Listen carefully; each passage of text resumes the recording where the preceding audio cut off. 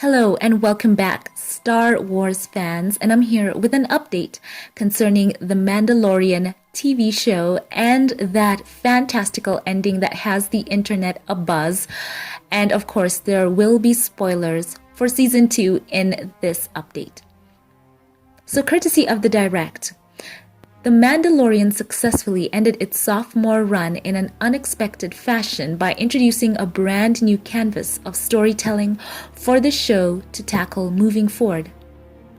The finale managed to expand the scope of The Mandalorian by connecting the show to the larger Star Wars narrative.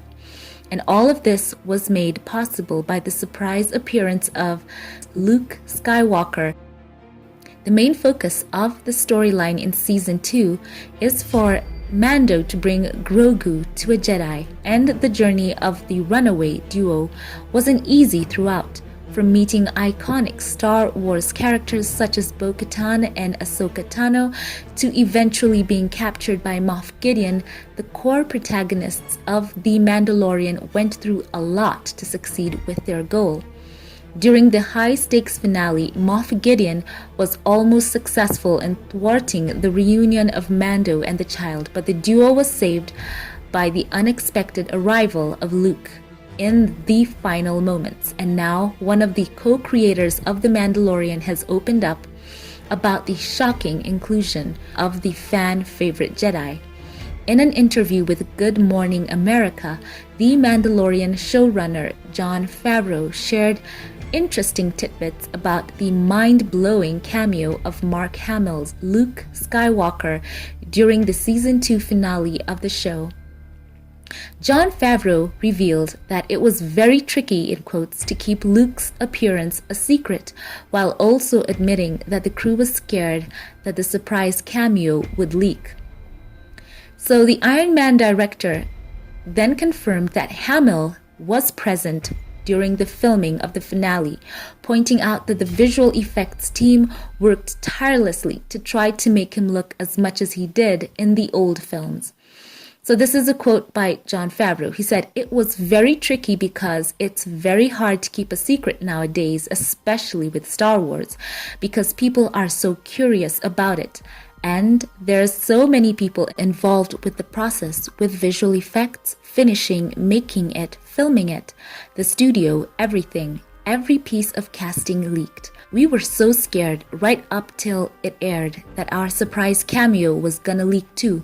But we started off the whole series with the Baby Yoda reveal, with the Grogu reveal.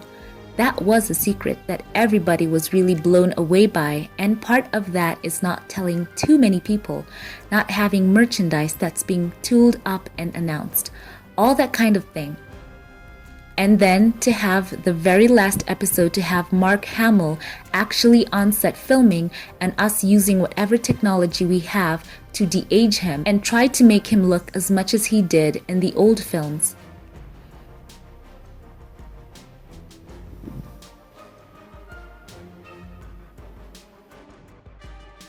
The article goes on to say, Favreau's comments echoed the previous remarks of Mark Hamill about keeping Luke's appearance a secret in The Mandalorian, given that it's safe to say that the hard work of the cast and crew was worth it due to the positive reception from fans and critics. In addition, the fact that nothing leaked even though Hamill was confirmed to be present while filming is impressive in its own right. This goes to show that Lucasfilm is strict in implementing certain guidelines in order to preserve spoiler-heavy reveals. However, The Mandalorian still had its fair share of leaked casting reports in the past months, like Timothy Oliphant as Cobb Vanth and Rosario Dawson as Ahsoka Tano. As a result, fans already expected their inclusion, but the approach on how they were used in the narrative is a different story altogether. If anything, it's a good thing that Luke's cameo didn't leak beforehand, or else the genuine reaction from viewers would have not surfaced online. So it goes on to talk about how social media presents a challenge for filmmakers to hide major spoilers for upcoming projects. But all in all, it is fascinating to hear that Mark Hamill's involvement was kept from the public for over a year. Congratulations, by the way, to all involved. That was quite a secret, and they all kept it. So hopefully more casting additions will stay that way when season 3 of The Mandalorian premieres right after the Book of Boba Fett. So isn't that interesting? And of course, looking around and seeing the fan reaction, not only from fans by the way, but the critics, seeing Luke Skywalker again has been so heartwarming. And I've got to be honest, I shed a tear. He is just so special to me. He is one of my favorite Star Wars characters. I think for me, he is my favorite. And I've always loved A New Hope. It's my favorite Star Wars film. And, just what he represents, it's just such a warm feeling in the heart. And I looked online, I've been watching reactions and just seeing fans absolutely, just so moved by seeing him back as the Luke Skywalker that they know and love and recognize has been such a treat for me. I've watched so many reaction videos, so here's what I'd like to ask you. What was your reaction to seeing Luke Skywalker back here in The Mandalorian show? Of course, for the showrunners, it also appears to me that for them, it was a very special thing to have him there and, just bring that feeling of Star Wars. And George Lucas always said it was about hope. And I think that's what Luke represents in this franchise.